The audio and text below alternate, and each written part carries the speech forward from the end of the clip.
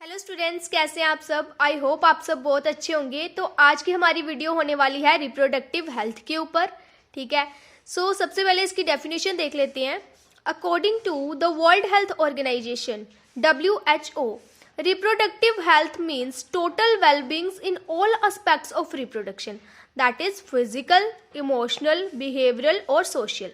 ठीक है, पर्सन क्या होना चाहिए, फिजिकली, इमोशनली, बिहेवियरली और सोशली क्या होना चाहिए, हेल्दी होना चाहिए। नेक्स्ट हमारे पास आता है reproductively healthy society, a society with people having physically and functionally normal reproductive organs and normal emotional and behavioural interaction among them in all sex related aspects mites be called reproductively healthy. ठीक है, एक reproductively healthy society कौन सी होती है, यहाँ के people जो हैं वो फिजिकली फंक्शनली उनके रिप्रोडक्टिव ऑर्गन होने चाहिए और इमोशनली बिहेवियरली इंटरेक्शन होनी चाहिए एक दूसरे के साथ, राइट। नेक्स्ट हमारे पास आता है reproductive and child health care programmes, जिसको हम RCH बोलते हैं, right. Improved programmes covering wider reproduction related areas are currently in operation under the popular name, कौन सा नेम है, reproductive and child health care programmes, जिसको हम RCH प्रोग्राम बोलते हैं। ठीक है, नेक्स्ट आता है हमारे पास सेक्स एजुकेशन होनी चाहिए लोगों को। ठीक है, awareness about reproduction and STDs, जिसको हम सेक्सुअली ट्रांसमिटेड डिजीजेस बोलते हैं, बट इसका भी नेम चेंज हो गया है, जिसको हम क्या बोलते हैं, सेक्सुअली ट्रांसमिटेड इन्फेक्शन, STIs। ठीक है, नेक्स्ट क्या है, knowledge of birth control devices and pregnancies. हर एक पीपल को, जितने भी पर्सन हैं, इधर वो स्कूल्स में है, कॉलेज में है, उनको बर्थ कंट्रोल डिवाइसेस के बारे में पता होना चाहिए और प्रेगनेंसी के बारे में पता होना चाहिए। ठीक है, उसके बाद हम पढ़ेंगे prevention of sex abuse and related crimes. ठीक है, कैसे हम सेक्स अब्यूज को कम कर सकते हैं, क्राइम्स को कम कर सकते हैं, प्रिवेंशन कैसे कर सकते हैं वो पढ़ना है हमने। प्रिवेंशन ऑफ फीमेल फोर्टिसाइड्स, ठीक है, इसको हमने कैसे प्रिवेंट करना है। Research on reproduction related areas, ठीक है, रिप्रोडक्शन रिलेटेड एरियाज जो है उनके ऊपर रिसर्च होनी चाहिए। ठीक है, उसके अलावा बहुत सारी स्ट्रेटजीज हैं। स्ट्रेटजीज क्या होती हैं, प्लान्स, ठीक है, policies. With the help of audio visuals and print media, governmental and non governmental agencies have taken various steps to create awareness. क्या है इसका मतलब कि गवर्नमेंट और नॉन गवर्नमेंटल एजेंसीज जो हैं उन्होंने बहुत सारे ऐसे स्टेप लिए हैं जिसके थ्रू हम क्या कर सकते हैं, अवेयरनेस क्रिएट कर सकते हैं। लाइक जिम्मेदारी निभाओ, प्लान बनाओ, ये सुना है आपने, जिसने भी सुना है कमेंट बॉक्स में बताना मेरे को। A major role is also played by parents, ठीक है, पेरेंट्स को भी एक अच्छी तरीके से समझाना चाहिए अपने बच्चे को। ठीक है, क्लोज रिलेटिव्स हो गए, टीचर्स हो गए, फ्रेंड्स हो गए, इनके थ्रू क्या बहुत अच्छी नॉलेज स्प्रेड हो सकती है। नेक्स्ट क्या है, introduction of sex education in schools should be encourage. ठीक है, स्कूल्स में ऑलमोस्ट सेक्स की एजुकेशन नहीं दी जाती। अगर मैं खुद की बात करूं, ठीक है, मैंने स्कूल्स में भी स्टडी किया है, कॉलेज में भी स्टडी किया है, राइट। सो मुझे आज तक कोई ऐसा नहीं मिला जो खुल के इसके बारे में बात कर सके, क्योंकि टैबू लगा हुआ है। ठीक है, हम सेक्स एजुकेशन के बारे में बात नहीं करते हैं नॉर्मली, बट ये होना चाहिए स्कूल्स और कॉलेजेस में।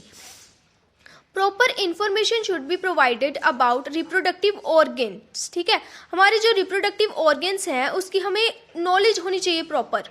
ठीक है, एडोलसेंस एंड रिलेटेड चेंजेस, ठीक है, जो बच्चा जो है जो वो 14-15 का होता है, 16 का होता है, ठीक है, जवानी जब उसको आती है, ठीक है, उसमें बहुत सारी चेंजेस होती है, उनको पता नहीं चलता उनका अच्छा क्या है बुरा क्या है। ठीक है, उसके बारे में उनको इन्फॉर्मेशन होनी चाहिए। Safe and hygienic sexual practices, ठीक है, जो सेक्सुअल प्रैक्टिसेस है वो सेफ होनी चाहिए, पूरी हाइजेनिक के साथ होने चाहिए। सेक्सुअली ट्रांसमिटेड डिजीजेस के बारे में इंफॉर्मेशन होनी चाहिए कि कैसे ये फैलती हैं। ठीक है, नेक्स्ट हमारे पास आता है people, especially fertile couple and those in the marriageable age group should be educated about, मतलब जो भी पर्सन है जो चाहते हैं कि वो प्रेगनेंसी को कंसीव करें, ठीक है, या फिर जो जिनकी शादी होने वाली है, ठीक है, जो शादी करने वाले हैं, उनको एजुकेट करना चाहिए किसके बारे में, अवेलेबल बर्थ कंट्रोल ऑप्शंस, ठीक है, जिसको हम कॉन्ट्रासेप्टिव मेथड्स बोलते हैं, कि लाइक कौन कौन से मेथड ऐसे हैं जिसमें हम बर्थ कंट्रोल कर सकते हैं। ठीक है। केयर ऑफ प्रेग्नेंट मदर्स, उनको इसकी नॉलेज होनी चाहिए। Post natal care of mother and child, post natal care का क्या मतलब होता है? जब बच्चा डिलीवरी हो जाती है, जब बच्चे का बर्थ हो जाता है, ठीक है, तब मदर और बेबी को दोनों को केयर चाहिए होती है, ठीक है। फर्स्ट 6 वीक ऑफ लाइफ, ठीक है, जो बच्चा होता है उसके जो फर्स्ट 6 वीक होते हैं उसको बहुत अच्छे तरीके से केयर चाहिए होती है, उसको हम क्या बोलते हैं? पोस्ट नेटल केयर, ठीक है, आफ्टर प्रेगनेंसी, मतलब after birth. Importance of breast feeding, ठीक है, उनको बताना चाहिए ब्रेस्ट फीडिंग की क्या इंपॉर्टेंस होती है। Equal opportunities for the male and female child, ठीक है। Awareness of problems due to uncontrol population growth. Social evils like sex abuse हो गया एंड सेक्स रिलेटेड क्राइम्स हो गया, इसकी सारी सब चीज़ों की नॉलेज होनी चाहिए उनको। नेक्स्ट आ गया medical assistance and care. It should be provided in reproduction related problems, जैसे प्रेगनेंसी होगी, ठीक है, डिलीवरी होगी, एसटीडीज जिसको STI बोलते हैं, एबॉर्शन हो गया, कॉन्ट्रासेप्शन हो गया, ठीक है, मेंस्ट्रुअल प्रॉब्लम्स होगी, इनफर्टिलिटी होगी, इनके लिए प्रॉपर केयर चाहिए, ठीक है, वो केयर उनको मिलनी चाहिए। नेक्स्ट क्या आता है हमारे पास? सक्सेसफुल इम्प्लीमेंटेशन, ठीक है, successful implementation of various action plan to attain reproductive health required stronger infrastructural facilities, strong होनी चाहिए, प्रोफेशनल एक्सपर्टाइज होनी चाहिए, मटेरियल सपोर्ट होना चाहिए, ठीक है। नेक्स्ट आ गया indicators of improved reproductive health of the society. क्या क्या इसके लिए इंडिकेटर्स हैं? Better awareness about sex related matter, ठीक है, सेक्स रिलेटेड जितने भी मैटर है ना उसमें अच्छे तरीके से लोग अवेयर होने चाहिए, ठीक है। Increase number of medically assistant deliveries, ठीक है, ज़्यादातर डिलीवरी कैसे होनी चाहिए? मेडिकली असिस्टेंट होनी चाहिए, ठीक है, हॉस्पिटल्स में जाके होनी चाहिए। Better post natal care leading to decrease maternal and infant mortality rate, ठीक है, कहते हैं अगर पोस्टनेटल केयर बच्चे को और माँ को दोनों को अच्छे तरीके से मिल रही होती है ना तो उनका जो मरने का रेट है ना, डेथ रेट जिसको हम बोलते हैं, वो कम हो जाएगा, ठीक है। Increased number of couple with small families, couples increase हो बट उनका जो फैमिली का नंबर है स्मॉल, जैसे हम बोलते हैं हम दो हमारे भी दो, ठीक है। So better detection and care of STDs, better detection होनी चाहिए STD के लिए, ठीक है, उसका क्योर होना चाहिए, अच्छे तरीके से इलाज होना चाहिए।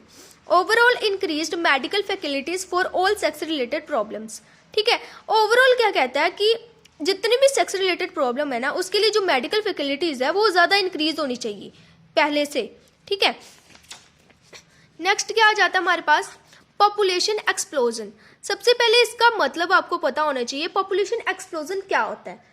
Number of people that live in an area, मतलब एक एरिया है उसमें जितने नंबर ऑफ पीपल रहते हैं उसको हम क्या बोलते हैं? Population explosion, right. Increased health facilities along with better living condition had an explosive impact on the growth of population.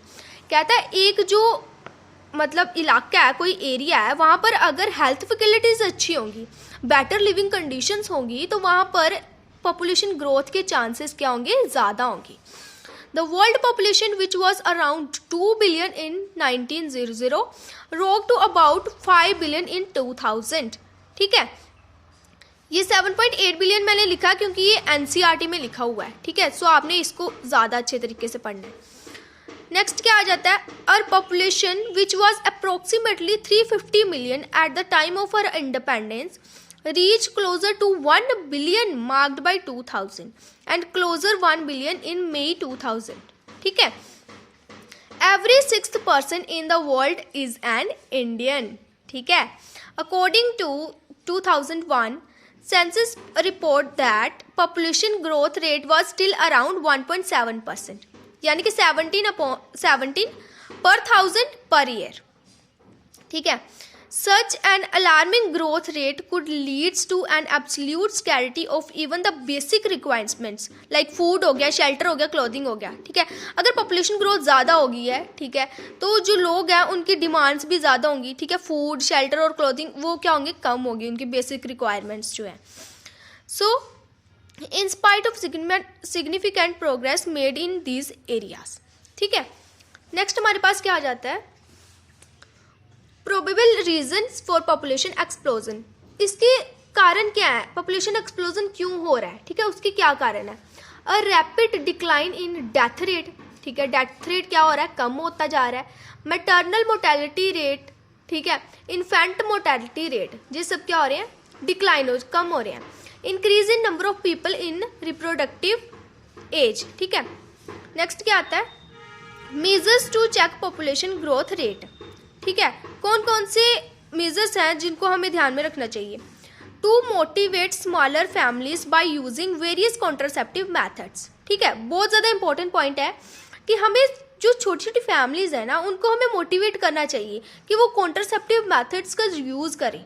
ठीक है, you might have seen advertisement in the media as well as poster में देखा होगा, bills etcetera showing happy couple with 2 children. ठीक है, कहता है आपने बहुत सारी एडवर्टाइजमेंट्स में देखा होगा, मीडियाज में, पोस्टर्स में देखा होगा कि एक हैप्पी कपल 2 बच्चों के साथ होता है, उन्होंने एक स्लोगन पकड़ा होता है, क्या, हम 2 हमारे 2, वी 2 आर 2, राइट। नेक्स्ट क्या है, many couples mostly the young urban workers once have even adopt and 1 child norms. ठीक है, बहुत सारे कपल्स होते हैं जिन्होंने क्या किया हुआ, सिर्फ एक ही बच्चा जो है वो रखा हुआ है, ठीक है, अडॉप्ट किया हुआ है। Raising of marriageable age of the female to 18 years and that of male 21 years. ठीक है, incentives gives to the couple with small families. Next क्या आ जाता है हमारे पास, कॉन्ट्रासेप्शन। कॉन्ट्रासेप्शन क्या होता है, अ मैथड और system which allows sexual intercourse but prevent pregnancy. Contraception का क्या मतलब होता है, वो मैथड होता है जिसमें आप सेक्सुअल इंटरकोर्स तो कर रहे हो बट प्रेगनेंसी नहीं हो रही। ठीक है, the method is called temporary if the effect of the method lasts till the time of the couple use the method and fertility resume immediately after or within few months of its discontinuation। ठीक है, contraceptive methods 2 तरह के होते हैं, temporary method and permanent method. ठीक है, सबसे पहले क्या आ जाते हैं, features of ideal contraception method. ठीक है, यानी कि टेम्पररी मेथड कौन कौन से हैं, it should be user friendly होने चाहिए, इजीली अवेलेबल होने चाहिए, अफेक्टिव होने चाहिए, रिवर्सिबल होने चाहिए। ठीक है, रिवर्सिबल का क्या मतलब होता है, आगे जा रहा है पीछे भी जा रहा है, ठीक है, रिवर्स हो रहा है वो। ठीक है, एक वर्ड होता है इरिवर्सिबल, जो एक बार आगे चले जाता है वो बैक नहीं आता। ठीक है, ये फॉरवर्ड भी जा सकता है, बैकवर्ड भी आ सकता है, इसको हम रिवर्सिबल बोलते हैं। नो और लीस्ट साइड इफेक्ट, कहते हैं टेम्परेरी मेथड ऐसे होने चाहिए जिसका कोई साइड इफेक्ट ना हो। ठीक है, should not interfere with sexual drive, desire और सेक्सुअल एक्ट। कहते हैं वो सेक्सुअल, उसकी वजह से सेक्सुअल ड्राइव, डिजायर जो होती हैं हमारी, सेक्सुअल एक्ट्स जो होती हैं, उस पर कोई भी अफेक्ट नहीं पड़ना चाहिए। ठीक है, नेक्स्ट हमारे पास आता है परमानेंट मेथड, जिसको हम स्टरलाइजेशन टेक्निक्स बोलते हैं या फिर टर्मिनल मेथड्स बोलते हैं। ठीक है, surgical method are generally advise for the male and female partners as the terminal method to prevent any more pregnancies. ठीक है, ये मेथड उन कपल्स के लिए ज़्यादातर यूज़फुल होता है जिन्होंने अभी प्रेगनेंसी अचीव नहीं करनी, लाइक जिनके पहले से बच्चे हैं और वो चाहते हैं कि आगे उनके बच्चे ना हो, प्रेगनेंसी ना हो, उनके लिए ये परमानेंट मेथड्स हैं। ठीक है, surgical intervention blocks gamete transport and thereby prevent contraception. कहते हैं सर्जिकल इंटरवेनेशन जब हो जाती है ना, उसके बाद क्या होता है, जो गैमेट्स ट्रांसफर हो रहे होते हैं वो ब्लॉक हो जाते हैं और प्रेगनेंसी खुद ही प्रिवेंट हो जाती है। ठीक है, these techniques are highly effective, ये बहुत ज़्यादा इफेक्टिव है, but there reversibility is very poor. कहते हैं परमानेंट मेथड जो हैं इफेक्टिव तो हैं बट ये रिवर्सिबिलिटी इनकी बहुत कम हो जाती है, यानी कि इरिवर्सिबल हो जाते हैं ये। परमानेंट मेथड में कौन कौन सा आ जाते हैं, वैसेक्टोमी और ट्यूबरेक्टोमी। वैसेक्टोमी मेल में होती है, ट्यूबरेक्टोमी फीमेल्स में। ठीक है, वैसेक्टोमी का क्या मतलब होता है, it is the permanent method of contraception for male. कहता है जब मेल में परमानेंट मेथड अप्लाई किया जाता है कॉन्ट्रासेप्शन का, उसको हम क्या बोलते हैं, वैसेक्टोमी। ठीक है, both vas deferens are ligate and cut. इसमें क्या करते क्या मेनली, जो वेसेक्टोमी होती है इसमें क्या करते हैं, जो मेल की वास्ट डिफरेंस होती है ना, वास्ट डिफरेंस आपने पढ़ा होगा, ह्यूमन रिप्रोडक्टिव जो ऑर्गन्स है उसमें पढ़ा होगा, ठीक है। जो वास्ट डिफरेंस होती है ना, उसको छोटा सा माइनर सा कट लगा दिया जाता है और उसको आपस में जोड़ दिया जाता है, ठीक है, ताकि स्पर्म्स ना आए, ठीक है। It is a minor. अच्छा, अब आपके अंदर दिमाग में एक सवाल आया होगा कि अगर उसको कट कर दिया जाता है, स्पर्म्स आ नहीं रहे, तो इसका मतलब ये नहीं है कि स्पर्म बनना ही बंद हो जाते हैं। नो, स्पर्म्स बनते हैं, ठीक है, जब तक कोई भी आदमी रहता है उसके स्पर्म्स बनते हैं। बस फ़र्क इतना होता है, सेक्सुअल कॉन्ट्रासेप्शन के टाइम पर वो फीमेल में ट्रांसपोर्ट नहीं हो पाती, ठीक है। It is a minor surgical procedure and done free of cost at the government hospitals. कहते हैं ये एक बहुत ही छोटा सा प्रोसीजर होता है, ठीक है, जो गवर्नमेंट हॉस्पिटल में फ्री ऑफ कॉस्ट ही हो जाता है, ठीक है। नेक्स्ट क्या है हमारे पास, scrotal area should be properly shaved, that is remove hair, ठीक है। जब भी कोई सर्जिकल रिमूवल होता है, ठीक है, जहाँ फिर कोई भी वेसेक्टोमी का प्रोसेस होता है जो, ठीक है, इसमें क्या होता है, scrotal area should be properly shaved, that is removed hair, hair को रिमूव कर देना चाहिए स्क्रोटल एरिया के पास से। स्क्रोटल एरिया, ये मैंने खुद लिखा अपने लिए, ठीक है। चलो नेक्स्ट आ जाता है हमारे पास, sperm production continue after vasectomy but ejaculated sperm is without sperm, ठीक है। कहते हैं स्पर्म की प्रोडक्शन जो है ना वो कॉन्टिन्यूसली होती रहती है वेसेक्टोमी के बाद भी, बट फर्क क्या होता है, सीमन में जो है स्पर्म नहीं होते, जब इजैकुलेशन होता है ना तो वो जो स्पर्म में है, जो सीमन है उसमें क्या नहीं होते, स्पर्म नहीं होते। It is not effective immediately, कहते हैं ये इमिडिएटली इफेक्टिव नहीं होता। Couple is advise to use some other contraceptive methods also for 3 months after vasectomy. Vasectomy होने के बाद 3 month तक आपको फिर भी कोई ना कोई कॉन्ट्रासेप्टिव मेथड यूज करना ही चाहिए, ठीक है। नेक्स्ट क्या है, ट्यूबरेक्टोमी।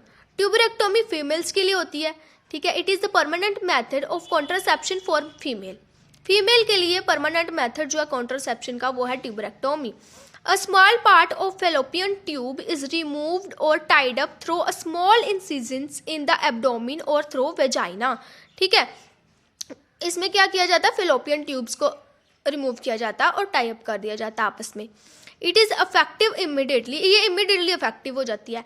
Menstrual cycle continue after ट्यूबरेक्टोमी।